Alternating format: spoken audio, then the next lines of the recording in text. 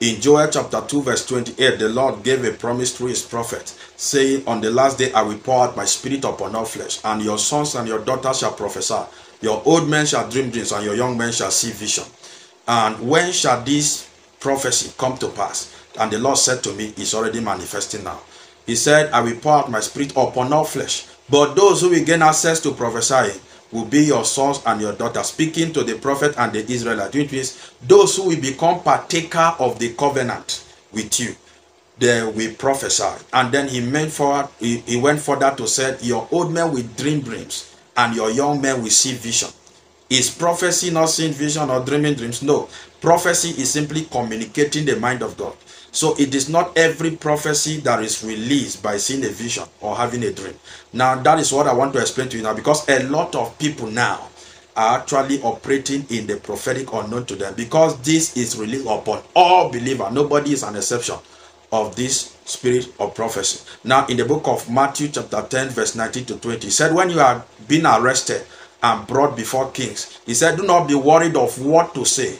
At that moment it will be given you, for it will not be you that is speaking. Matthew 10 20.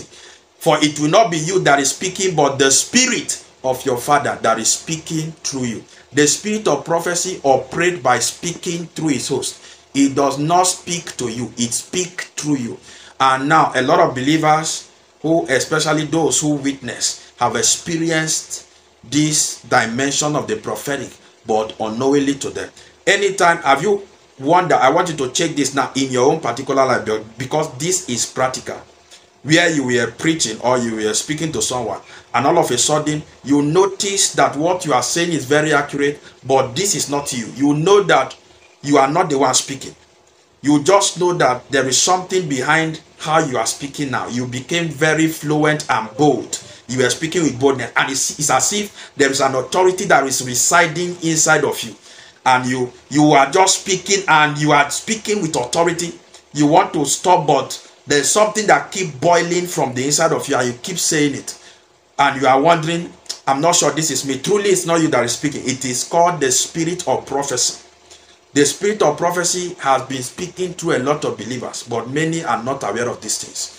All right, it has been speaking to a lot of believers. I remember a time in high school, while I was in my final year in high school, and then I saw a young man. He's a cultist, a very known cultist in the school, and he was hugging a sister, a lady. He was hugging the lady, and I walked up there. I touched him. I said, "What are you doing? Stop that!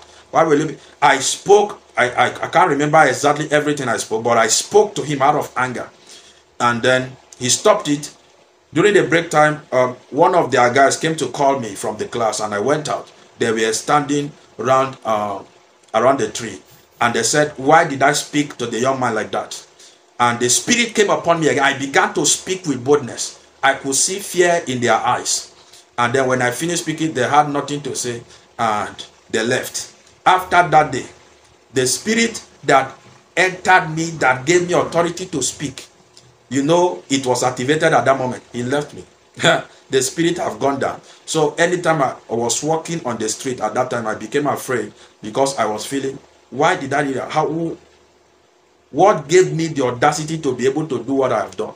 And I realized, I think 2 weeks later, I saw the young man passing on the road, and he was waving me from a far place. And he became a usual son. Anytime he sees me, he waves me. I say, wow, this thing works. I was under the influence of the spirit of prophecy. Many times I have been under the influence of the spirit of prophecy like that. And a lot of you have been operating that way, but you are not aware of it. A son of mine called me last week.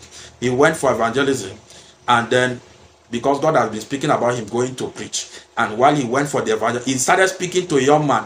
What was happening in the young man's life? He was telling the young man with all boldness. He said he wanted to stop what he was saying, but he couldn't stop it, because it's called the spirit of prophecy. You will know that what you are saying is accurate, because it will be boiling from authority. And sometimes some persons, when this spirit comes upon you, when you are speaking, you will feel a kind of shieldness or a sensation on your head. It means the spirit of prophecy is what is in operation at that particular time.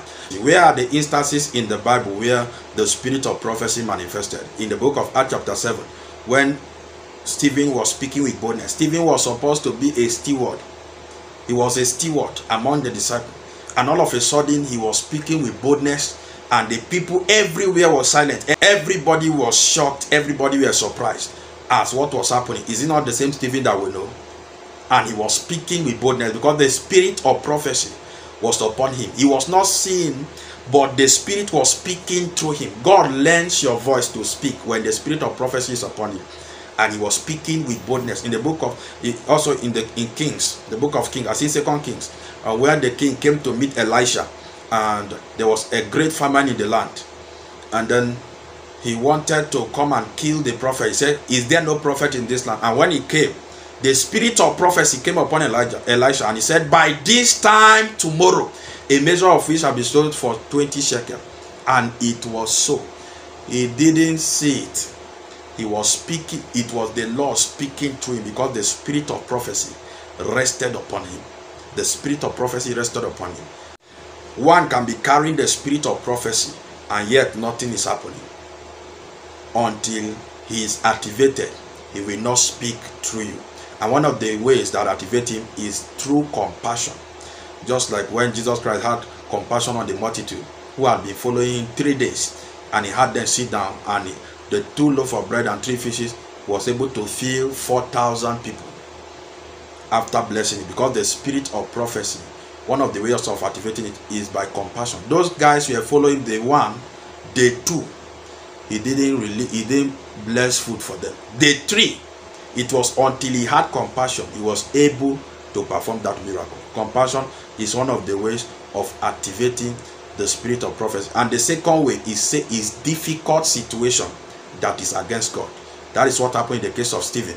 The same thing happened in the case of Lazarus' death, and also in the case of when the people were selling in the temple and Jesus came and said, was it not written that my house shall be called the house of prayer, and ye have made it a den of thieves? He was under the influence of the spirit of prophecy. The same, that period they were already looking for him, finding way to arrest him, and yet he came boldly and was chasing people from the temple because he was under the spirit of prophecy. Now, these two ways. If you walk closely with them, you are going to be able to flow more in the prophetic. All right, when you have compassion on souls and go out to win, so the spirit of prophecy will speak through you a lot. Okay, and also in difficult situation, just have faith and see how the spirit of prophecy will manifest through you. I declare the blessing of God is released upon you. You are blessed, you are favored in the name of Jesus. I want to hear your experience on the comment section, because a lot of you have had this experience at one time or the other.